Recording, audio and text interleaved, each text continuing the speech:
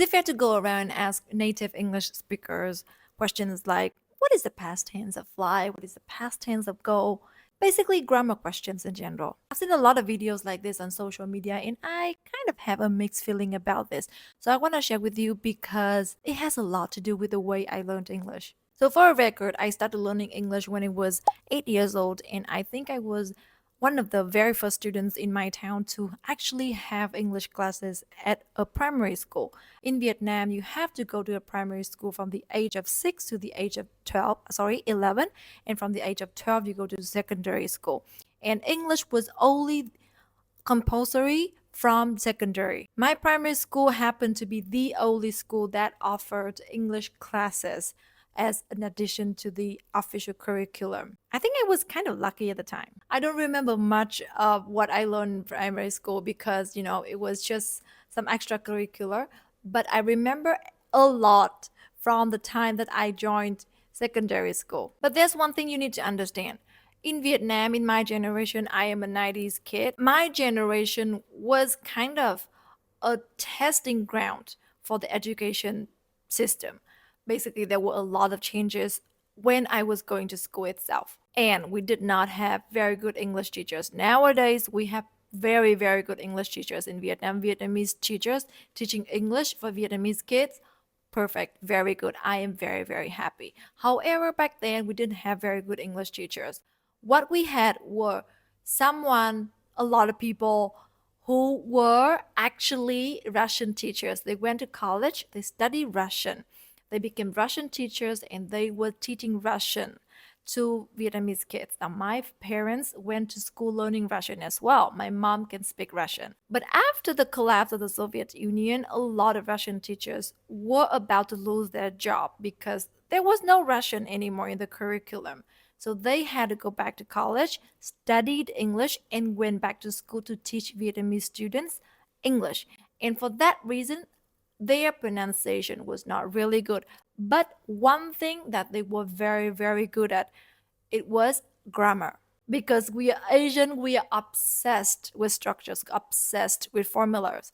That's why we studied a lot of grammar back in school. We didn't have speaking classes. Even our teachers couldn't speak English. So we didn't really have speaking classes or speaking exams. What we had a lot was grammar exercises and vocabulary as a secondary. What started as something innocent became an obsession. So Vietnamese kids in my generation started to feel so obsessed with the knowledge about grammar, the English grammar. The more grammar you know, the better English you have. So we hyper focus on grammar and the idea of remembering as many grammar points as possible and doing grammar exercises as much as we could. Grammar became the ultimate measurement for English proficiency. It is applied in every single thing that we use English in. For example, writing, of course, you need to write grammatically perfect. Perfectly?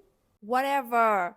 Perfect grammar. And we had to also speak with perfect grammar. God forbids if I made a grammar mistake in my speaking, like whenever I spoke English. And I actually got shamed, humiliated, criticized heavily for making just one grammar mistake when I was speaking. But that is not the end of it. Our obsession for grammar was not taken away. Then something else came because we started to open our doors to the world. We started to watch YouTube videos and we started to know that we need to have good pronunciation. And we were introduced to accents. Then we wanted to have a British accent, an American accent, and God forbids, if we had a little bit of an accent when we spoke English, we would not be very well regarded. And there is no bigger sin even until today than making a pronunciation mistake. I remember making a fun video about IELTS maybe 6 or 7 years ago, and I mispronounced one word in the entire 3-minute video, and I got shamed for that. Nowadays, I think people are more aware of the differences in pronunciation and also the differences in accents, and we kind of moving forward to the direction of embracing our own accent.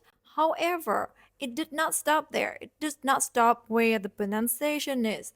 Nowadays, IELTS has become the ultimate measurement for your English proficiency. If you can speak English but you don't have the IELTS certificate, and if you have an IELTS certificate and it's not bigger than 6, your score is not higher than 6, you are not good enough. So the whole idea of learning English moved from having perfect grammar to having the perfect accent, and to have the perfect IELTS score. Everyone is learning IELTS. Everyone is taking the IELTS exam regardless of whether or not they have a use for the certificate. Because without having an IELTS certificate with a high band score like 7 and above, you are not considered fluent in English. Your English is not considered good enough. So what is good enough? About 5 years ago, if you got 6.5 IELTS academic in Vietnam, you would be considered someone whose English was very good. But nowadays, 6.5 is nothing. I remember watching a video from a trainer some time ago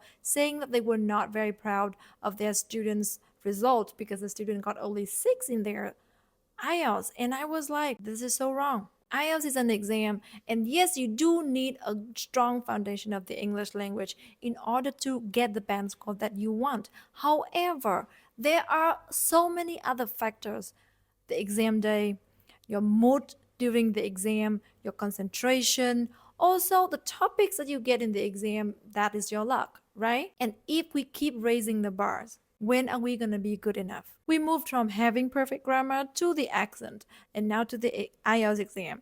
And soon enough, we will create new measurement. So in the end, we will never be good enough, will we? And I have to come back to one of my viral videos on TikTok where I say that if you do not have a purpose for your IELTS certificate, do not take it. You need IELTS for studies or for migration. And that's it. But if you don't have a purpose for this certificate, don't do it. Spend time on improving your English, improving your communication skills, and maybe learning a new language. There is no such thing as perfect English. You can make grammar mistakes, you can make pronunciation mistakes, you can make spelling mistakes, as long as you are not in an exam, as long as your message is delivered clearly, you're good enough. And this is my message to you to carry on to 2025, because I believe that we are living in a world where we need to be kind to each other and we need to know that we are good enough. Your English is good enough because you've been watching my video. And do not let one single standard dictate your ability. And again, if you want to practice for the IELTS exam, if you have a purpose for the IELTS certificate, you're welcome to take free tests on my website, practice9.co. I have a lot of tips as well. If you're watching this before 2025 hits, I wish you a Merry Christmas and a Happy New Year. I wish that every single IELTS goal that you have for yourself in 2025 will be achieved. And see you in a new year. Bye.